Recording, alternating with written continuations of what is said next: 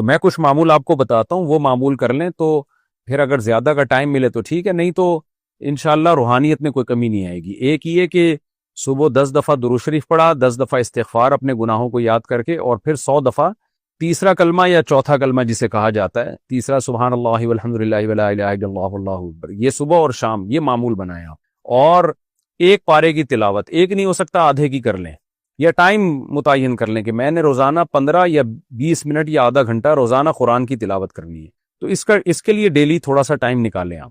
کوئی بھی جتنے بھی طلبہ ہیں یا جو لوگ بھی مصروف لوگ ہیں، 15 منٹ تو قرآن کی تلاوت کریں نا، آدھا گھنٹہ ہو یا 15 منٹ، اتنا تو حق ہے قرآن کا۔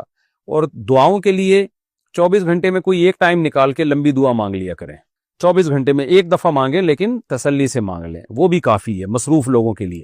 دعا تو جتنی مانگی جائے کم ہے، لیکن کم از کم 24 گھنٹے میں ایک دفعہ تو اللہ کے سامنے ہاتھ اٹھانا سیکھے نا انسان، لیکن تسلی سے گڑ گڑا کے دعا مانگے اللہ کے سامنے۔ اور ایک کام کیا کریں، مناجات مقبولہ دعاؤں کی ایک کتاب ہے، مولانا شرف علی تھانوی رحمۃ اللہ علیہ نے جو احادیث ہے نا اور قرآن کی دعائیں ان کو جمع کر لیا ہے اور ایک ہفتے پہ ڈیوائیڈ کر لیا ہے، تو وہ آپ پڑھیں گے ہفتے والے دن ہفتے کی دعائیں، اتوار والے دن اتوار کی دعائیں۔ اس سے ہوتا یہ ہے کہ ایک ہفتے میں تمام تقریباً جتنی بھی دعائیں قرآن و سنت میں آئی ہیں، عام طور پر ساری دعائیں کور ہو جاتی ہیں۔ اس کا ترجمہ والی لے لیں تاکہ سمجھ میں بھی آئے کیا پڑھ رہے ہیں، تو وہ مناجات مقبولہ جو ہے وہ خرید لیں، چھوٹی سی کتاب ہے، نیٹ سے بھی ڈاؤن لوڈ کر سکتے ہیں۔ تو ہفتے والے دن اتوار جمعے والے دن، جمعرات سے لے کے پھر جمعے والے دن تک 7 دنوں کی دعائیں مکمل ہو جائیں گی۔ بس آگے اس میں اضافے بھی بہت سارے لوگوں نے کیے، ان کی ضرورت نہیں ہے، صرف آپ نے ہفتہ اتوار پیر منگل بدھ جمعرات یہ جمعہ یہ 7 دن کی دعائیں آپ کر لیں تو یہ کافی ہے معمول۔ اور میں نے بتایا تہجد کی 2 یا 4 رکعتیں، اس میں بہت زیادہ ٹائم نہیں لگتا، آپ مصروف زندگی میں اتنی عبادت کے لیے ٹائم آپ کو نکالنا پڑے گا، ورنہ اس کا نقصان ہوتا ہے۔ جب انسان نفلی عبادت بالکل بھی چھوڑ دیتا ہے تو دل سیاہ ہونا شروع ہو جاتا ہے۔ تو یہ بھی کر لیں تو انشاءاللہ اللہ آپ کو وہی برکتیں دے گا جو بہت کثرت سے عبادت کرنے والوں کو اللہ تعالیٰ برکتیں دیتے ہیں۔ یہ مصروف لوگوں کے لیے۔ غیر اسلامی حکومت میں ملازمت، الہام صاحب افغانستان سے پوچھتے ہیں، مفتی صاحب اللہ کے حکم کے بغیر حکم دینے والی حکومتوں میں کام کرنے کا کیا حکم ہے؟ حکومت چاہے اسلامی ہو یا غیر اسلامی ہو، جاب کرنا جائز ہے بشرطے کہ آپ کے ذمے کوئی خلاف شریعت کام نہ لگایا جائے۔ تو اگر خلاف شریعت کام نہیں ہے تو پھر آپ کہیں بھی جاب کر سکتے ہیں، اس میں کوئی گناہ نہیں ہے۔ یوسف علیہ الصلوۃ والسلام کو جو عہدہ ملا تھا وہ تو غیر اسلامی حکومت میں ملا تھا نا، وزیر خزانہ بنے تھے، وہ تو مصر کی غیر اسلامی حکومت تھی۔ نابالغ لڑکا لڑکی کا ایجاب و قبول کرنا۔ منال صاحب لاہور سے پوچھتے ہیں، کسی مجلس میں نابالغ کزنز مذاق میں گڈا گڑیا کی شادی کی طرح بڑوں کی موجودگی میں ایجاب و قبول کر لیں تو کیا اس طرح ان کا نکاح ہو جائے گا؟ اور اگر بڑے حقیقت میں اس طرح ان کا نکاح کروانا چاہیں تو کیا نکاح ہو جائے گا؟ نابالغ لڑکا لڑکی ان کے تصرفات شریعت میں کل عدم ہے، نابالغ کی نہ طلاق ہوتی ہے نہ نکاح ہوتا ہے، یعنی اگر وہ کرے گا بھی تو کل عدم ہے۔ البتہ ان کے بڑے اگر ان کا ایجاب و قبول خود کر لیں، یعنی لڑکے کا باپ کہہ دے، بڑے نہیں بلکہ ان کے ولی، لڑکے کا باپ کہہ دے کہ میں نے اپنے بیٹے کا نکاح تمہاری بیٹی سے کیا، اور لڑکی جو نابالغ ہے اس کا باپ کہہ دے میں نے اپنی بچی کی طرف سے قبول کیا، تو پھر نکاح ہو جائے گا۔ لیکن یہ ضرورت کے وقت ہے، بلا ضرورت اس طرح کرنا ٹھیک نہیں ہے، کیونکہ نابالغ کو نکاح کی ضرورت نہیں ہے۔ ضرورت بعض دفعہ پڑ سکتی ہے، بہت سارے حالات کسی پر بھی آ سکتے ہیں، لڑکی کا آپ کو خطرہ ہے کہ رشتہ نکل جائے گا اس کے ہاتھ سے، اچھا رشتہ نکل جائے گا، یا باپ کو پتا ہے کہ بھائی میرے بیٹے کے لیے یہ لڑکی بہت ہی سوٹیبل ہے، ابھی سے ان کو نکاح کے بندھن میں باندھ دیا تو ان کے دماغ میں بات بیٹھ جائے گی ہم میاں بیوی ہیں اور پھر بالغ ہونے کے بعد ہم رخصتی کر دیں گے، تو کوئی خاص حکمت ہو تو پھر ٹھیک ہے، ادروائز نابالغ بچہ یا بچی کا نکاح کرنا یہ کوئی پسندیدہ کام نہیں ہے۔ اس کے سائیڈ ایفیکٹ بہت زیادہ ہیں، بہت سے علاقوں میں بچیوں پہ ظلم بہت ہوتا ہے، اس چکر میں چھوٹی چھوٹی بچیاں بے ناسمجھ ہوتی ہیں، ان کو اٹھا کے کسی بھی ہاتھ پکڑا دیتے ہیں اور یعنی نکاح کر دیتے ہیں، پھر رخصتی تو بلوغت کے بعد ہی کرتے ہیں، لیکن نکاح کر کے جو ہے وہ ظلم ہوتا ہے ان بچیوں کے اوپر۔ تو اس لیے علماء نے کبھی بھی اس عمل کو اپریشیٹ نہیں کیا ہے، نابالغ بچہ بچی کا نکاح کا، بلوغت کا انتظار کرنا چاہیے۔ البتہ جہاں ضرورت ہوگی تو وہاں پھر جائز ہے، تو ہاں بالغ ہونے کے بعد پھر ان کے نکاح میں جلدی کرنی چاہیے۔ لیکن میں نے بتا دیا کہ نابالغ لڑکا لڑکی خود نکاح کریں گے تو نہیں ہوگا، جہاں کوئی شدید ضرورت ہو تو اس میں پھر شریعت میں یہ ہے کہ لڑکے کی طرف سے اس کا باپ اور لڑکی کی طرف سے بھی اس کا باپ، یہ دونوں ایجاب و قبول کریں گے، اور مہر بھی مہر مثل طے ہوگا۔ مہر مثل کا مطلب لڑکی کا چونکہ نابالغ ہے نا، تو اس کا کم مہر نہیں رکھ سکتے، وہی مہر ہوگا جو اس خاندان میں لڑکیوں کا مہر ہوتا ہے. اس طرح سے اگر نکاح کر دیا تو نکاح ہو جائے گا، ادروائز خود یہ نکاح کریں گے تو نہیں ہوگا. غیر اس یہ ہو چکا. مشکوک کردار والی سے نکاح کرنا. انڈیا سے کسی نے پوچھا ایک ہندو لڑکی مسلمان ہو کر مجھ سے شادی کرنا چاہتی ہے، مگر میرے دوست بتاتے ہیں کہ وہ کردار کی اچھی نہیں ہے، لیکن وہ مسلمان ہونا چاہتی ہے، تو بتائیے کہ میرے لیے اس سے شادی کرنا جائز ہے یا نہیں، اور آپ کا مشورہ کیا ہے؟ اس میں مجھے ثواب ملے گا یا نہیں؟ اگر گھر والے نہ مانیں تو میں ان کے خلاف کر سکتا ہوں یا نہیں؟ برائے مہربانی رہنمائی فرمائیں. دیکھیں، بیوی کے لیے کافر ہونا عیب نہیں ہے، لیکن فاحشہ ہونا بہت بڑا عیب ہے بیوی ہونے کی حیثیت سے. اگر کوئی شخص زنا کرتا ہے یا کوئی عورت زنا کرتی ہے لیکن ہے مسلمان، تو آخرت کے لحاظ سے اس کو زنا کی سزا ملے گی اور بخشائی جائے گی. لیکن اگر کوئی پاک دامن ہے لیکن ہے کافر، تو آخرت میں ہمیشہ جہنم میں رہے گی وہ. تو آخرت کے لحاظ سے تو کفر بڑا جرم ہے، کفر جو ہے وہ بڑا جرم ہے، عورت ہو یا مرد دونوں کے لیے. لیکن دنیا کے لحاظ سے، دنیا کے جو ایک اصول ہے نا اور ضابطے، اس کے لحاظ سے عورت کا سب سے بڑا وصف یہی ہے کہ وہ پاک دامن ہو، تاکہ مرد کو اس پہ اعتماد ہو، اولاد پہ بارے میں یقین ہو کہ بھئی یہ میری ہی اولاد ہے، ڈی این اے ٹیسٹ نہ کروانے پڑے اس کو. یہی وجہ ہے کہ پیغمبروں کی بیویاں کافر تو گزری ہیں. نوح علیہ السلام کی بیوی کافر تھی، لوط علیہ السلام کی بیوی کافر تھی، مگر اجماع امت سے یہ بات ثابت ہے کہ کسی پیغمبر کی بیوی فاحشہ نہیں تھی. یعنی فاحشہ سے مطلب بدکار یا زناکار نہیں تھی کسی بھی پیغمبر کی بیوی، کیونکہ یہ مرد کے لیے بہت بڑا ایک بدنما داغ ہے کہ اس کی بیوی فاحشہ ہو. تو کوئی غیر مسلم لڑکی اگر مسلمان ہونا چاہتی ہے تو بہت اچھی بات ہے، آپ شادی کر سکتے ہیں. شادی تو فاحشہ عورت سے بھی جائز ہے، زانی عورت سے بھی آپ نکاح کر سکتے ہیں. لیکن میں نے بتایا کہ چونکہ یہ مشورہ نہیں دیا جا سکتا، نبی صلی اللہ علیہ وسلم کے سامنے کیس آیا، کسی نے بتایا کہ میری بیوی زانی ہے، تو آپ نے کہا کہ ان کو طلاق دے دو. انہوں نے کہا کہ میں طلاق نہیں دے سکتا، مجھے بہت زیادہ محبت ہے. تو پھر آپ نے فرمایا ٹھیک ہے مت دو پھر. تو حدیث کا مفہوم میں پیش کر رہا ہوں. تو اس سے پتہ چلتا ہے کہ پہلا حکم تو نبی نے یہی دیا تھا کہ چھوڑ دو اس کو، کیونکہ اس سے وسوسے پیدا ہوتے ہیں، شک پیدا ہوتا ہے. مرد کا زانی ہونا بھی بہت برا عمل ہے، تبھی دونوں کی سزا برابر ہے اسلام میں. مرد زنا کرے تو بھی 100 کوڑے، عورت زنا کرے تو بھی 100 کوڑے. اور شادی شدہ مرد زنا کرے تو بھی پتھروں سے مار کے ہلاک کیا جائے گا، رجم کیا جائے گا. شادی شدہ عورت زنا کرے تو بھی پتھر ہے. تو سزا میں کوئی فرق نہیں ہے. لیکن شادی کے جو رشتہ ہے نا، اس میں عورت کے زنا کرنے میں نسب میں گڑبڑ ہوتی ہے، مرد کے زنا کرنے میں نسب خراب نہیں ہوتا. تو اس لیے جب میرج والی لائف گزر رہی ہوتی ہے نا، تو پھر اس میں عورت کا زانیہ ہونا یہ زیادہ برا عمل ہے. مرد کا زانی ہونا بھی برا ہے، لیکن عورت کا زانی ہونا یہ اور زیادہ برا عمل ہے. تو اب اس تفصیل کے بعد یہ بات سمجھیں کہ جب نبی صلی اللہ علیہ وسلم نے حکم دیا کہ بھئی فاحشہ ہے تو اس کو طلاق دینا چاہیے، تو یہ استحبابی حکم تھا، واجب حکم نہیں تھا. اور صحابی چونکہ نہیں دینا چاہتے تھے، ان کو فتنے میں پڑنے کا اندیشہ تھا. بعض دفعہ اتنی زیادہ محبت ہے بیوی سے کہ کسی کو خطرہ ہوتا ہے میں نے اگر چھوڑ دی تو میرے ڈیزائرز دوسری عورت کی طرف مائل ہی نہیں ہوں گے اور خود مجھے زنا کا خطرہ ہو جائے گا. تو بہت ساری حکمتوں میں بہت سارے کام نہیں کیے جاتے جو کہ کرنے کے ہوتے ہیں، لیکن انسان چھوڑ دیتا ہے. تو اب یہ فیصلہ تو کوئی خود ہی کرے گا کہ ایسی عورت سے نکاح کرنا چاہیے کہ نہیں کرنا چاہیے. اب کوئی ہندو لڑکی مسلمان ہو رہی ہے، بہت اچھی بات ہے، آپ اس سے شادی کریں.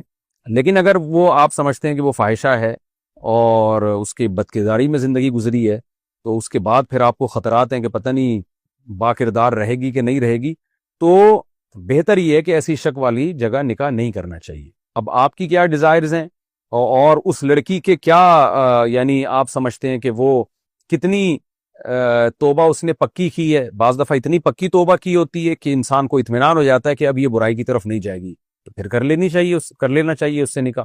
بعض دفعہ یہ بھی ہوتا ہے کہ آپ کو جو خبریں دے رہے ہیں وہ خبریں ہی غلط دے رہے ہوتے ہیں، ایویں ادھر ادھر کی سنا کے اڑائی ہوئی باتیں ہوتی ہیں. تو ان خبروں کی بھی تحقیق کر لینی چاہیے کہ جو لوگ کہہ رہے ہیں کہ یہ لڑکی ٹھیک نہیں تھی تو کیا تھا اس کا، یعنی واقعی ٹھیک نہیں تھی یا ایویں یہ لوگوں نے خبریں اڑا دی ہیں. تو یہ تحقیق بھی کر لینی چاہیے. اور یہ بھی ہوتا ہے کہ بعض دفعہ لوگوں نے کسی لڑکی نے کفر میں جو زندگی گزاری ہوتی ہے نا، وہ اسلام جب قبول کرتی ہے تو سب چیزیں چھوڑ کے آتی ہے. عام طور پہ غیر مسلموں میں یہ ہوتا ہے کہ جب وہ اسلام کی طرف آتے ہیں تو پچھلی پوری زندگی سے یو ٹرن لے لیا ہوتا ہے انہوں نے. تو اگر ایسی کوئی لڑکی ہے تو پھر اس کے ماضی کو بھلا دینا چاہیے. تو یہ ساری تفصیل کے بعد اب آپ فیصلہ کریں کہ اس سے نکاح کرنا ہے یا نہیں کرنا.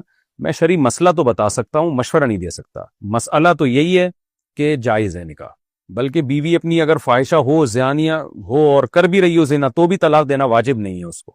افضل ہے کہ چھوڑ دیا جائے، لیکن لازم نہیں ہے. تو جب لازم نہیں ہے تو نکاح بھی کیا جا سکتا ہے کسی فاحشہ عورت سے، لیکن یہ کہ یہ عمل اس قابل نہیں ہے کہ اس کو اپریشیٹ کیا جائے، کیونکہ عورت کا جو ہے نا فاحشہ ہونا یہ کوئی چھوٹا موٹا عیب نہیں ہے. مرد کے لیے اس سے بڑی ڈپریشن کی کوئی چیز ذریعہ نہیں بنتی کہ اس کی بیوی جو ہے نا وہ اس کے بارے میں ہر وقت اس کو یہ خطرہ ہو کہ پتہ نہیں کیا کر رہی ہے, میں سفر میں گیا ہوں تو پیچھے کس کس سے تعلقات ہیں. اس سے بڑا مرد کے لیے کوئی المیہ ہو نہیں سکتا. تو اب فیصلہ آپ نے خود کرنا ہے کہ اگر واقعی وہ یو ٹرن لے چکی ہے, پکی توبہ کر چکی ہے, تو پھر تو بھول جائیں سب کچھ, یا خبریں ہی اس کے بارے میں غلط ہیں. اور اگر آپ کو غالب گمان ہو کہ بعد میں بھی اسی طرح کی برائی میں جا سکتی ہے تو جائز ہے نکاح کرنا, لیکن بہتر ہے کہ پھر نہ کیا جائے نکاح. پڑوس کی حدود. قیصر شہزاد UAE سے پوچھتے ہیں, میرا سوال پڑوسی کے حقوق سے متعلق ہے. میں جس عمارت میں رہتا ہوں اس میں 25 فلور ہیں اور ہر فلور پر 10 فلیٹ ہیں. پوری عمارت میں تقریباً 250 فلیٹ ہیں. تو پڑوسیوں میں صرف میرے فلور کے 10 فلیٹ شامل ہوں گے یا پوری بلڈنگ کے 250 فلیٹ پڑوسیوں میں شامل ہوں گے؟ دیکھیں, قرآن مجید میں نا جو اللہ نے پڑوسیوں کے حقوق بیان کیے ہیں اس کو سمجھنا چاہیے. 5ویں پارے کے شروع میں یہ آیت ہے, وَاعْبُدُوا اللَّهَ وَلَا تُشْرِكُوا بِهِ شَيْئًا وَبِذِي الْقُرْبَى وَالْيَتَامَى وَالْجَارِ ذِي الْقُرْبَى وَالْجَارِ الْجُنُوبِ وَالصَّاحِبِ بِالْجَنبِ وَابْنِ السَّبِيلِ.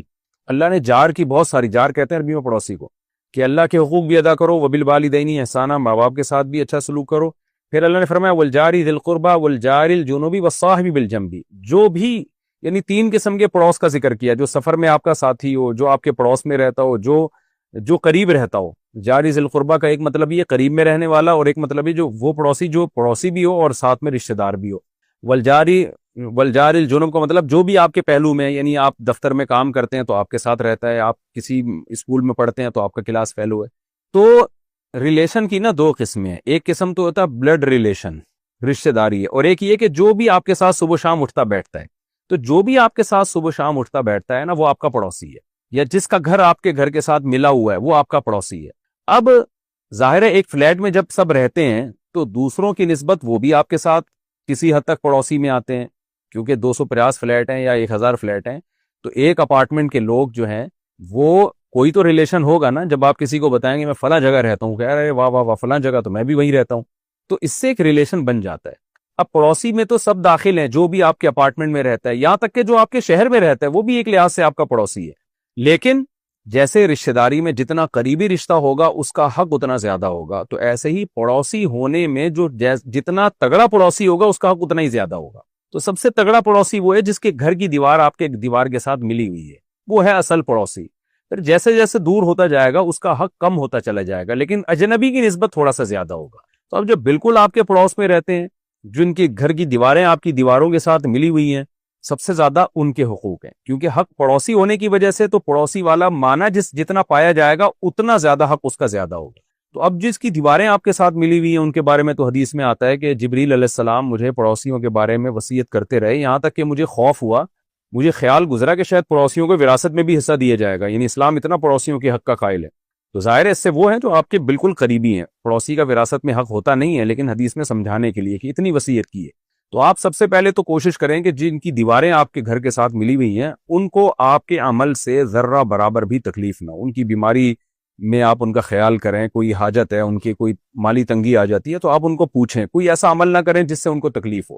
اس کے بعد جو تھوڑے سے دور کے ہوتے ہیں, اب مثال کے طور پر ایک کیس ہمارے سامنے آیا کہ فلیٹ میں کچھ لوگ رہتے ہیں, تو سیڑھیوں سے جب آپ فلیٹ میں ایک اپارٹمنٹ سے اوپر جائیں تو اوپر والوں نے فرش دھویا اور وہ سارا سیڑھیوں سے جو ہے نا نیچے آ کے نیچے والے اپارٹمنٹ کے جو لوگ رہتے ہیں نیچے والے فلور میں جو لوگ رہتے ہیں ان کے گھر کے سامنے پانی کھڑا ہوا ہے. یہ بھی ناجائز ہے کیونکہ یہ بھی تو پڑوس میں ہی آتا ہے نا. ٹھیک ہے دیواریں ملی ہوئی ہیں, اتنے خاص پڑوسی نہیں ہیں, لیکن قریب فلور ہیں, تو آپ کیوں اپنے عمل سے دوسرے کو تکلیف دے رہے ہو؟ تو خلاصہ کلام کا یہ نکلا کہ پڑوسیوں میں تو سبھی داخل ہیں, آپ جس اپارٹمنٹ میں رہتے ہیں وہ بھی آپ کے پڑوسی ہیں, لیکن ان کا اتنا حق نہیں ہے جتنا حق ان پڑوسیوں کا ہے جن کی دیواریں آپ کے گھر کے ساتھ مل رہی ہیں. سب سے زیادہ وہ ہیں, اور ان کو شفے کا بھی حق ہے. شفا کہتے ہیں کہ آپ جب اپنا گھر یا فلیٹ بیچتے ہیں تو جس کی دیوار آپ کے گھر کے ساتھ ملتی ہے اس کو شفا کا حق ہے, وہ خرید سکتا ہے آپ سے کہ بھئی پہلے میرا حق ہے مجھے بیچو.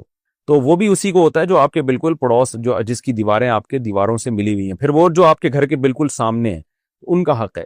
تو اس طرح سے جو ہے نا یہ بڑھتا چلا جاتا ہے, یہاں تک کہ آپ کہیں کسی دوسرے کنٹری میں جاتے ہیں تو آپ کے ملک کا کوئی شخص اگر ملتا ہے آپ کو تو وہ بھی بالکل اجنبی نہیں ہے, کیونکہ آپ کے کنٹری کا ہے, تو ایک لحاظ سے وہ بھی آپ کا پڑوسی ہے, تو آپ تھوڑا اس سے اور زیادہ اچھے طریقے سے مل لیں. کوئی ضرورت ہو تو آپ اس کی ضرورت پوری کر دیں، یار تم اپنے ملک کے، اپنے ہی وطن کے اور اپنے ہی شہر کے آدمی ہو۔ تو جیسے جیسے ریلیشن پڑوسی والا مضبوط ہوتا جائے گا، اس کا حق بھی بڑھتا چلا جائے گا، اور جیسے جیسے دور ہوتے چلے جائیں گے اس کا حق اسی حساب سے کم ہوتا چلا جائے گا۔ تو خلاصہ کلام کا یہ نکلا کہ جن کی دیواریں آپ کی دیواروں سے ملتی ہیں اور جو بالکل آپ کے سامنے رہتے ہیں، اصل پڑوسی وہ ہیں، ان کا حق زیادہ ہے۔ اس کے علاوہ پھر جیسے جیسے فاصلہ بڑھتا جائے گا ان کا حق کم ہوتا چلا جائے گا، لیکن ایسا نہیں ہوگا کہ بالکل ہی حق ختم ہو جائے۔ اچھا بھائی، حالت حیض میں پسینے کا حکم۔ ام کلثوم یو پی انڈیا سے پوچھتی ہیں، اگر ہم حیض یا جنابت کی وجہ سے ناپاک ہوں اور پسینہ نکلے تو کیا کپڑے ناپاک ہو جائیں گے؟ اس طرح اگر ہم نے ناپاکی کی حالت میں بھاری سوٹ شرارہ وغیرہ پہنا ہو اور پسینہ نکلے اور وہ سوٹ اٹھا کر ہم رکھ دیں تو کیا وہ سوٹ پاک شمار ہوگا یا ناپاک؟ کیا اس میں ہماری نماز صحیح ہو جائے گی؟ حیض کی حالت یا جنابت کی حالت میں جو پسینہ نکلتا ہے وہ پاک ہی ہوتا ہے، وہ ناپاک نہیں ہوتا۔ کپڑوں پہ لگ جائے تو کوئی حرج نہیں ہے اس میں، وہ پاک ہی کہلاتا ہے۔ جھوٹی قسم کا عذاب اور کفارہ۔ پاکستان سے کسی نے پوچھا ہے، اگر کوئی قرآن مجید پر ہاتھ رکھ کر جھوٹی قسم اٹھا لے تو اس کا عذاب اور کفارہ کیا ہوگا؟ رہنمائی فرما دیں۔ نبی صلی اللہ علیہ وسلم نے فرمایا کہ 3 آدمی ایسے ہوں گے قیامت کے دن اللہ کی ان پر لعنت ہوگی اور اللہ ان کی طرف نظر بھی اٹھا کے نہیں دیکھے گا، رحمت کی نظر۔ ایک ان میں جو جھوٹ بول کے سودا بیچنے والا، اور ایک جو جھوٹی قسم اٹھانے والا، جھوٹی قسم اٹھا کے سودا بیچنے والا، اور ایک جو اپنے اظہار تکبر کی وجہ سے نیچے لٹکانے والا، اور ایک اور حدیث کے الفاظ ہیں، المنان، احسان کر کے جتلانے والا تاکہ سامنے والے کو نیچا دکھائے۔ تو جھوٹی قسم اٹھا کے کوئی بھی مفاد حاصل کرنا، کیونکہ جو اپنا سامان بیچ رہا ہے نا جھوٹی قسم اٹھا کے، وہ ظاہر ہے کوئی فائدہ اٹھانا چاہ رہا ہے نا، اپنی پروڈکٹ کو بیچنا چاہ رہا ہے۔ تو حدیث کا مطلب یہ ہوا کسی بھی دنیاوی مفاد کی خاطر جب آپ جھوٹی قسم اٹھاتے ہیں تو یہ کبیرہ گناہ ہے، اور ایسے لوگوں کی طرف اللہ نظر اٹھا کے بھی نہیں دیکھے گا۔ تو جھوٹی قسم کو ہلکا نہیں سمجھنا چاہیے۔ قرآن پہ ہاتھ رکھ کے لوگ قسمیں اٹھا رہے ہوتے ہیں جھوٹی، بہت برا عمل ہے۔ تو عذاب تو اس کا میں نے آپ کو بتا دیا کہ اللہ تعالیٰ اس کی طرف نظر اٹھا کے بھی نہیں دیکھیں گے، اور وَلَهُمْ عَذَابٌ عَلِيمٌ، ان کے لیے دردناک عذاب ہے۔ اب وہ عذاب کیا ہے وہ اس کی کوئی اسپیسیفک وہ نہیں ہمیں بتایا گیا، بس اللہ نے جب کہہ دیا دردناک عذاب ہے تو سوچا جائے کہ وہ کیسا سخت عذاب ہوگا، اللہ ہم سب کو پناہ میں رکھے۔ باقی یہ کہ اس کا کفارہ کیا ہے، تو کفارہ جو ہے نا ماضی کی قسموں پہ نہیں ہوتا۔ آپ نے کوئی جھوٹی قسم اٹھا لی تو اس کا کفارہ یہی ہے کہ رو دھو کے اللہ سے توبہ کریں، اور جس کے سامنے قسم اٹھائی ہے اس کے سامنے آپ بتائیں کہ مجھ سے غلطی ہوئی ہے، میں اللہ کے عذاب سے ڈرتا ہوں۔ لیکن ایک بات خوب سمجھ لیں، ایسی باتوں پہ لوگوں پہ قسمیں اٹھانا جن کا ان کی پرائیویسی سے یا ان کا ذاتی عمل سے تعلق ہے، یہ قسم اٹھوانا ہی جائز نہیں ہے۔ مثال کے طور پر کسی نے چھپ کے گناہ کیا، اس کا معاملہ اللہ کا معاملہ ہے، اب آپ اس سے کہہ رہے ہیں کہ تم یہ گناہ کیا، وہ کہہ رہے ہیں میں نے نہیں کیا، آپ کے قرآن پہ ہاتھ رکھ کے قسم اٹھاؤ، تو ایسے موقع پہ جو قسم اٹھوا رہا ہے وہ بھی گناہ گار ہوگا کہ بھئی تمہیں کیوں کسی کے ذاتی معاملات میں گھس رہے ہو تم۔ تو ایسے موقع پہ قسم اٹھانے سے انکار کر دینا چاہیے، یہ بولنا چاہیے کہ میرا ذاتی معاملہ ہے، میں نے یہ گناہ کیا یا نہیں کیا، تو کون ہوتا پوچھنے والا۔ اور رواج یہ اصول بنا لینا چاہیے کہ بھئی یہ کام جو ہے ہم سے نہ کوئی ہماری چھپی ہوئی نیکی کے بارے میں پوچھے نہ برائی کے بارے میں پوچھے۔ ایک صاحب نے مجھے فون کیا کہ مجھ سے ایک صاحب پوچھ رہے ہیں کہ تم رات کو تہجد پڑھتے ہو کہ نہیں پڑھتے، تو میں کیا بتاؤں کہ پڑھتا ہوں۔ میں نے کہا نہیں بتاؤ، اس کو بولو میرا ذاتی معاملہ ہے، اللہ کا معاملہ ہے، میں تمہیں کیوں بتاؤں۔ کہہ رہے نہیں، وہ بار بار میرے پیچھے پڑا ہوا ہے، مجھ سے بار بار پوچھ رہا ہے اور کہہ رہا ہے کہ تم بتاؤ۔ میں نے کہا اچھا ٹھیک ہے، آج وہ تم سے یہ سوال پوچھ رہا ہے، کل ہو سکتا ہے یہ پوچھے کہ تم نے ماضی میں فلاں گناہ کیا تھا، فلاں گناہ کیا تھا، اور آپ نے اگر کیا ہو تو آپ ہنس جاؤ گے، پھر آپ بولو گے کہ تم میری پرائیویسی کے بارے میں کیوں پوچھ رہے ہو، تو وہ کہے گا جب تہجد کا پوچھ رہا تھا تو بتا دیا، اور جب گناہ کا پوچھ رہا ہوں تو بتا نہیں رہا۔ تو اس لیے اصول یہ بنا لینا چاہیے کہ بھائی جب آپ ہماری پرائیویٹ لائف کے بارے میں ہم سے پوچھیں ہی نہیں، نہ ہم اپنی تہجد کا آپ کو بتائیں گے، نہ نیکیوں کا بتائیں گے، نہ برائیوں کا بتائیں گے۔ تو یہ آپ کی ایک پالیسی ہونی چاہیے۔ تو اس میں نہ کوئی جھوٹی قسم اٹھانے کی نوبت آئے گی، نہ کوئی فضول باتیں کرنے کی نوبت آئے گی۔ تو ہاں کسی نے کسی کا حق مارا ہو اور کیس چل رہا ہو کورٹ میں، پھر وہاں جا کے جھوٹی قسم اٹھانا تاکہ حق دبا لے دوسرے کا، یہ کبیرہ گناہ ہے، حرام ہے۔ ایسی قسمیں اٹھوانا بھی مجبوری ہے عدالت کی، وہ اٹھواتے ہیں، اور پھر قسم جھوٹی اٹھانا حرام ہے، کبیرہ گناہ ہے، جائز بھی نہیں ہے۔ تو اس لیے اگر کسی نے جھوٹی قسم اٹھا لی ہے ماضی کی کسی بات پر، تو اس کا تو یہی ہے کہ وہ توبہ استغفار کرے، روئے دھوئے اللہ کے سامنے۔ اور اگر فیوچر کی کوئی بات پہ قسم اٹھائی ہے کہ میں یہ کام نہیں کروں گا، تو اس قسم کو پورا کرنا لازم ہے۔ اگر یہ کام کر لیا تو قسم بھی ٹوٹے گی، گناہ بھی ملے گا، اور کفارہ بھی ادا کرنا پڑے گا۔ 10 غریبوں کو 2 ٹائم کا کھانا، یا 2.25 کلو گندم ایک غریب کو دے دیں، اس طرح 10 غریبوں کو دے دیں تو بھی ہے، یا اس کی قیمت بھی دے سکتے ہیں۔ اور اگر کوئی خود غریب ہے، پیسے نہیں ہیں، تو پھر 3 روزے لگاتار۔ یہ ہے جب غلط بات پہ قسم، صحیح بات پہ قسم اٹھائی، اور اگر غلط بات پہ قسم اٹھا لی ہے، یعنی کرنے کا کام تھا اور قسم اٹھا لی کہ میں نہیں کروں گا، تو پھر ایسی قسم کو توڑ دینا چاہیے، کفارہ بھی ادا کرنا چاہیے اور توبہ استغفار بھی کرنا چاہیے کہ غلط چیز، ایسی چیز پہ قسم کیوں اٹھائی میں نے. جیسے کوئی قسم اٹھا لے کہ میں ماں باپ سے بات نہیں کروں گا، تو غلط بات ہے نا، اس پہ قسم کو توڑنا چاہیے. میڈیکل سہولت سے کسی اور کو فائدہ پہنچانا. آمنہ صاحبہ لاہور سے پوچھتی ہیں میرے شوہر آرمی میڈیکل میں جاب کرتے ہیں، ان کی والدہ کا علاج مفت ہے، تو کیا اپنے کسی عزیز رشتہ دار یا کسی غریب کے لیے بغیر کسی لالچ کے ادارے سے دوائیاں وغیرہ لا کر دے سکتے ہیں؟ کیا ایسا کرنا ٹھیک ہوگا؟ نہیں، بالکل ٹھیک نہیں ہے. جب سہولت یہ دی گئی ہے کہ آپ یعنی صرف والدہ کا علاج کرا سکتے ہیں یا والدین کا کرا سکتے ہیں، تو کسی عزیز رشتہ دار کو وہاں سے فری پاکٹ میں دوائیاں لا کے دینا یہ خیانت ہے، یہ جائز نہیں ہے. لڑکی والا کارٹون دیکھنا. انڈیا سے کسی نے پوچھا ہے جس کارٹون میں لڑکی آتی ہو تو کیا ایسا کارٹون دیکھ سکتے ہیں اگر میرا دل اس کی طرف مائل نہ ہو اور میری نیت بھی صاف ہو؟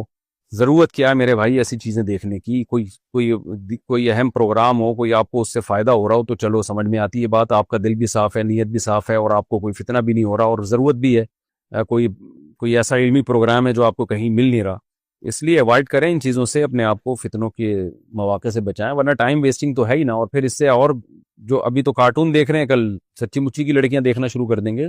تو حلال حرام سے اس کا تعلق نہیں ہے، لیکن اوائڈ کریں، اس سے فتنے میں انسان پڑ سکتا ہے. لڑکوں کا بریسلیٹ پہننا. پاکستان سے کسی نے پوچھا ہم لڑکے موتیوں وغیرہ سے بنا ہوا بریسلیٹ ہاتھ میں پہن سکتے ہیں؟ مرد کے لیے صرف زیور میں انگوٹھی پہننا جائز ہے، وہ بھی چاندی کی، وہ بھی بہت زیادہ چاندی نہ اس میں. باقی کسی قسم کا زیور پہننا مرد کے لیے جائز نہیں ہے، اس لیے اس سے احتراز کریں آپ.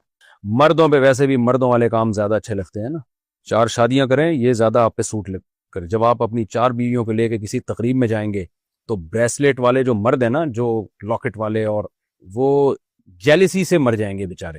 تو اس لیے مردانگی والے کام کریں، شادیوں کو فوکس کریں زیادہ، ٹھیک ہے؟ اپنی بیویوں کو پہلائیں پھر بریسلیٹ اور لاکٹ اور کیا کیا ہوتا ہے پتہ نہیں، مجھے تو نام بھی نہیں آتے خواتین کے زیوروں کے. تو یہ ساری چیزیں اپنی بیگموں کو پہنائیں. باقی مردوں میں یہ آج کل یہ بہت بڑی بدعت چل پڑی ہے، وہ بالکل لڑکیوں والے فیشن کر رہے ہیں. دولہا صاحب جا کے 1-2 گھنٹے بیوٹی پارلر میں تیار ہوتے ہیں، اور عید پہ بھی دیکھا ہے لڑکوں کو ان چیزوں میں بہت زیادہ غلو کرنا، یہ ٹھیک نہیں ہے. مرد کے لیے اللہ نے الگ ٹائپ کی زینت رکھی ہے، عورت کے لیے الگ ٹائپ کی زینت رکھی ہے. لڑکیوں کو بھی جو مرد پسند آتے ہیں مردانگی والے پسند آتے ہیں، تو نیچر ہی تبدیل ہو رہی ہے، لڑکیوں کی بھی نیچر تبدیل ہو رہی ہے، تو عجیب سا ہی سیٹ اپ بنتا چلا جا رہا ہے. تو اس لیے مردوں پہ مردوں والے کام اچھے لگتے ہیں. حرام اعضا. محمد عارف کھوکھر انڈیا سے پوچھتے ہیں بکرے میں کون کون سی چیز نہیں کھا سکتے؟ ہمارے یہاں کچھ لوگ بولتے ہیں کہ اوجڑی، کپورے، سری پائے کھانا مکروہ ہے، تو آپ روشنی ڈالیں. اوجڑی کو اچھی طرح صاف کر لیا جائے، سری پائے وغیرہ تو سری پائے نہیں، آپ سری پائے کو مکروہ کہہ رہے ہو. پورا لاہور سری پائے کھا رہا ہے، وہاں تو بھینسیں اینٹوں پہ کھڑی ہوتی ہیں، سب کے پائے کھا گئے ہیں وہ لوگ. میں اکثر کہتا ہوں سجی کے پائے، تو مجھے کسی نے بتایا سجی وجی کے پائے نہیں ہوتے، کھجے کے پائے ہوتے ہیں، کھجے. تو وہ غلطی سے میں نے سجی بول دیا ہوگا کہیں، سجی ایک الگ چیز ہے، کیونکہ کراچی میں ہوتے نہیں نا، تو پروننسیشن میں غلطی ہوئی ہے مجھ سے. تو کھجے کے پائے ہوتے ہیں، کھجے کے. خیر سری پائے بالکل کھا سکتے ہیں، پروٹین سے بھری ہوئی چیز ہے یہ. اور اوجڑی بھی کھا سکتے ہیں اگر اچھی طرح صاف کر لیا جائے اس کو. باقی کپورے کھانا یہ مکروہ ناپسندیدہ ہے، اور اس کی ناجائز ہونے کی دلیل ہے وہ یحرم علیہم الخبائث، قرآن کہتا ہے خبیث چیزیں تم پر حرام ہیں. تو جانور میں بھی کچھ اعضاء ایسے ہوتے ہیں جو خبائث میں داخل ہیں، جیسے جانور کی جو نر جانور ہے اس کی جو پیشاب گاہ ہے وہ بھی مکروہ ہے، ناجائز ہے، کیونکہ وہ بھی ایک خبائث میں داخل ہے. اسی طرح جانور کے کوئی رسولی نکل آتی ہے، کینسر کے پھوڑے نکل آتے ہیں عجیب سے، نہیں آپ نے دیکھا ہوگا گائے کے، تو وہ حصہ نہیں کھا سکتے آپ، کیونکہ وہ سڑا ہوا گوشت ہوتا ہے. تو ہر چیز حدیث میں صراحتاً نہیں آتی ہے، قرآن و سنت میں قرآن نے اشارے بھی دے دیے کہ خبائث جو ہے نا، جس کو طبع سلیم پہلی نظر میں ہی جس سے گھن کھانا شروع کر دے، تو انسانوں کے کھانے کی چیزیں نہیں ہیں. اسی وجہ سے امام ابو حنیفہ رحمہ اللہ تعالیٰ کے نزدیک یہ سب چیزیں ناجائز ہیں. یہ کپورے ہو گئے، کیونکہ یہ بھی ایک مستقل جو ہے گندگی کا محل ہے یہ کپورے جو ہیں. اور اسی طرح جو مذکر کی جو پیشاب گاہ ہے وہ بھی ایک انسان کو تبھی گھن آتی ہے ایسی چیز. کوئی آپ خود سوچے نا، کوئی پکا کے لے آئے اور کہے کہ میں نے یہ پکا کے کھلا رہا ہوں تمہیں، کچھ کوئی بھی آدمی ہوگا اس کو گھن آئے گی اس سے کہ یار کچھ اور نہیں پکا سکتا تھا. تو کچھ چیزیں انسانیت کے وقار کے خلاف ہوتی ہیں. اس کی مثال ہے جیسے مچھلی طبعی موت سمندر میں مر جائے اور اتنا ٹائم گزر جائے کہ وہ الٹی ہو جائے, الٹی ہو کے سمندر کی تہہ پہ آ جائے, تو وہ بھی مکروہ ہے, اس لیے کہ وہ بھی خبائث میں اب داخل ہے, طبع سلیم کو اس سے گھن آئے گی. اکثر لوگ یہاں پر امام حنیفہ پہ اعتراض کرتے ہیں کہ یہ تو چیزیں حدیث میں نہیں ہیں, کہاں سے ناجائز کر دیا. تو میں ان سے سوال پوچھتا ہوں, حدیث میں تو اور بہت ساری چیزیں نہیں. اب یہ منی جو ہے یہ تینوں امام شافعی اور امام احمد بن حنبل کے نزدیک پاک ہے. ہمارے اہل حدیث حضرات بھی اس کو پاک سمجھتے ہیں, حالانکہ اس کے ناپاک ہونے کے دلائل بہت مضبوط ہیں. لیکن جو لوگ پاک سمجھتے ہیں, جیسے ہمارے اہل حدیث حضرات ہیں, اس کو پاک سمجھتے ہیں, لیکن کھانے کو وہ بھی حلال نہیں کہتے ہیں. اب اس کی دلیل کیا ہے کہ یہ کھانا حرام ہے؟ حدیث میں تو نہیں ہے سراطن کہیں. جب آپ نے پاک کہہ دیا تو کھانا جائز ہونا چاہیے, لیکن کیوں نہ جائز ہے؟ بھئی خبائث میں داخل ہے. خبائث کا مطلب کوئی بھی دنیا میں شریف آدمی گھن کھاتا ہے اس سے, یہ گندی چیز ہے. یعنی ایسی چیز نہیں ہے کہ اس کو کہ کھانے کے حلال ہونے کا فتویٰ دیا جائے, حالانکہ حدیث میں کہ کچھ بھی نہیں ہے. تو ہر چیز کا حدیث میں صراحتاً ہونا ضروری نہیں ہے. جب قرآن نے کہہ دیا خبیث چیزیں تم پر حرام ہے, تو خبث جس میں بھی ہوگا وہ خبیث ہی کہلائے گی. جو واضح طور پر خبث ہو, واضح طور پر اس میں ناپاکی یا انسانیت سے وہ میچ نہیں کرتی ہو, انسانیت کے وقار کے خلاف ہو, تو وہ خبثی کہلائے گی, یعنی وہ خبیث ہی کہلائے گی. تو اسی وجہ سے جانور کے کپورے کھانا, اس کا جو پیشاب گاہ ہے نر جانور کی وہ کھانا, اور اسی طرح جو رسولی پیدا ہو جاتی ہے جانور کے اندر, وہ رسولی کھانا وہ جائز نہیں ہے, اس سے اوائڈ لازم ہے, اجتناب کرنا لازم ہے. قرض خواہ کا ایڈریس معلوم نہ ہو تو کیا کریں؟ اگر دکاندار نے دکان کہیں شفٹ کر لی ہو اور ہم نے اس کا قرض دینا ہو تو اب کیا کریں؟ اب ہمیں اس کا ایڈریس معلوم نہیں ہے, تلاش کریں اس کا ایڈریس. دنیا سے غائب تو نہیں ہوا نا, پتہ کریں اس کے اڑوس پڑوس سے, کسی کو تو بتا کے گیا ہوگا. تو پورا ایڑی چوٹی کا زور لگا دیں, کیونکہ کسی کا مال اس کی مرضی کے بغیر استعمال کرنا بہت بڑا جرم ہے.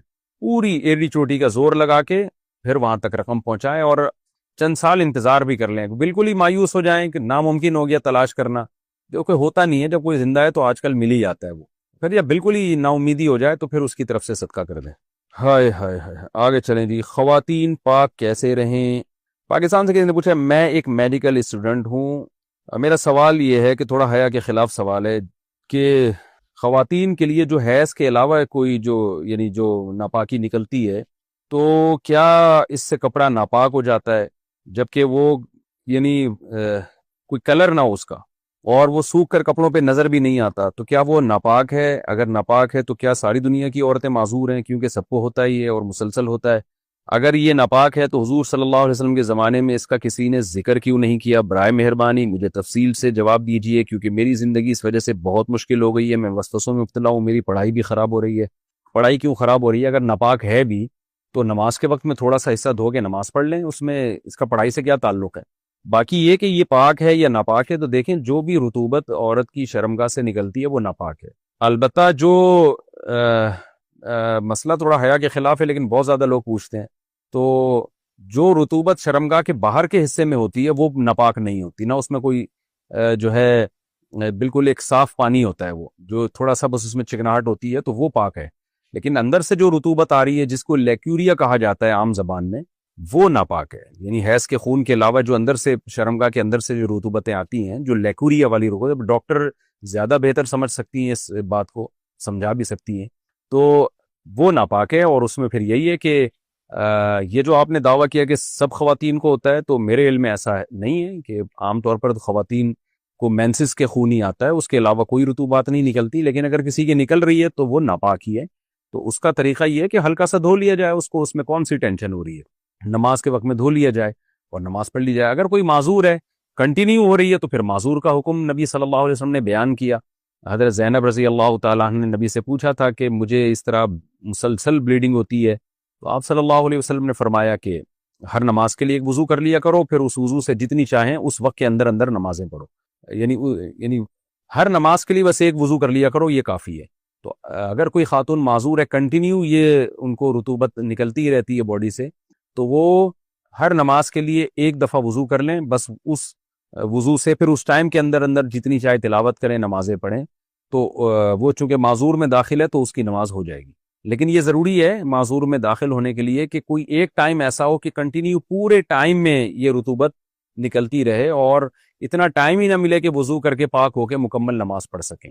تو اگر ایک ٹائم بھی ایسا ہو گیا تو معذوروں کے حکم میں داخل ہے، لیکن اگر عام طور پر ایسا ہوتا نہیں ہے خواتین کے ساتھ، تو اس لیے جب یہ رطوبت نکلے تو وضو کر لیں، نماز پڑھ لیں اور اس جگہ کو دھو لیں، صاف کر لیں۔ ملازمین منگوا کر دینے کے پیسے لینا۔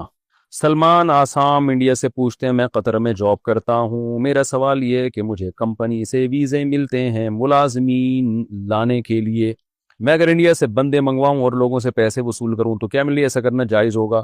دیکھیں، کمپنی سے اگر آپ کو ویزے ملتے ہیں اور کمپنی آپ کو ٹھیکہ دیتی ہے کہ بندے بلاؤ اور کمپنی اس کی تنخواہ آپ کو دے رہی ہے، تو پھر آپ کے لیے ان بندوں سے الگ سے پیسے لینا جائز نہیں ہے، یہ رشوت کے حکم میں آئے گا، کیونکہ کمپنی میں آپ کی جاب ہی یہی ہے۔ تو جب جاب ہی، اس کی مثال، ایک ڈاکٹر ایک کسی ادارے میں جاب کر رہا ہے اور اس کو وہاں تنخواہ مل رہی ہے، تو وہ پھر پیشنٹ کو الگ سے بھی پیسے لے رہا ہو، یعنی ان کو بتائے بغیر۔ بعض تو جگہ ایسی ہوتی ہے ڈاکٹر کو اجازت ہوتی ہے کہ بھئی ہر پیشنٹ کے آپ اتنے پیسے پیشنٹ سے لے سکتے ہیں، اور الگ سے ڈاکٹر کو تنخواہ بھی مل رہی ہوتی ہے، وہ تو کمپنی ہی نے اجازت دی ہوتی ہے یا ہاسپٹل نے ہی اجازت دی ہوتی ہے۔ لیکن اگر ہاسپٹل الگ سے آپ کو کسی چیز کی تنخواہ دے رہا ہے یا کمیشن دے رہا ہے پیشنٹ دیکھنے کا، تو پھر اس میں الگ سے پیشنٹ سے کھانچا کھول لینا یہ ناجائز ہے۔ تو آپ جس کمپنی میں جاب کرتے ہیں، کمپنی آپ کو ویزے نکال کے دیتی ہے، اور کمپنی ان ویزوں پہ آپ کو ظاہر تنخواہ پہ رکھا ہوا ہے نا اس نے، اور آپ کے لیے جاب کا یہ حصہ ہے یہ چیز، تو پھر آپ الگ سے ان لوگوں سے کمیشن نہیں لے سکتے۔ تو اور اگر ایسا نہیں ہے تو بظاہر تو ایسا ہی لگتا ہے کہ ایسا ہے، لیکن اگر ایسا نہیں، آپ آزاد ذرائع سے کام کر رہے ہیں، کمپنی کی طرف سے اس کے کوئی پیسے نہیں مل رہے آپ کو، تو پھر ٹھیک ہے، آپ ان سے کمیشن لے سکتے ہیں۔ لیکن میرا خیال ہے ایسا ہوگا نہیں، کمپنی جب آپ کو ویزے نکال کے دے رہی ہے اور آپ کے ذمے ہے یہ کام، تو پھر کمپنی اس کی آپ کو تنخواہ دے رہی ہوگی۔ غیر واضح چہرے والی مقدس ہستیوں کی تصویروں کا حکم۔ عروبہ صاحبہ لاہور سے پوچھتی ہیں، انبیاء کرام یا صحابہ کی ایسی تصاویر یا ویڈیوز جن میں چہرہ صاف نہیں دکھایا جاتا، ان کو کسی طرح دھندلا کر دیا جاتا ہے، تو ایسی تصاویر کو ہم نیٹ سے لے کر استعمال کر سکتے ہیں؟ نہیں کرنا چاہیے پرنٹڈ چیزیں، اور ویسے بھی صحابہ اور نبی صلی اللہ علیہ وسلم کی شبیہیں بنانا، چاہے چہرہ واضح نہ بھی ہو، اس میں ان کی ایک قسم کی توہین ہے۔ میں نہیں کہہ رہا بنانے والوں کی نیت توہین کی ہوتی ہے، اس میں یہ ہوتا ہے کہ آپ کے ذہن میں تصور آ جاتا ہے کہ جی ایسے ہوں گے پیغمبر، تو کیوں جب کسی کو بھی پیغمبر کے کھاتے میں ڈال دیا جائے؟ تو اس لیے مجھے تو اس عمل میں بہت ہی وہ ایک خوف آتا ہے کہ آپ پیغمبر کی صورت مثالیہ بھی کیسے بنا لیتے ہیں آپ پیغمبر کے حق میں، تو یہ بہت ہی ایک واضح توہین معلوم ہوتی ہے، اس لیے اس سے اوائڈ کرنا چاہیے۔ ٹھیک ہے، بنانے والوں کی نیت توہین کی نہیں ہوتی، ان پہ توہین رسالت کا حکم نہیں لگے گا، لیکن احتیاط کا تقاضا یہی ہے کہ یہ حرکتیں نہیں کرنی چاہیے۔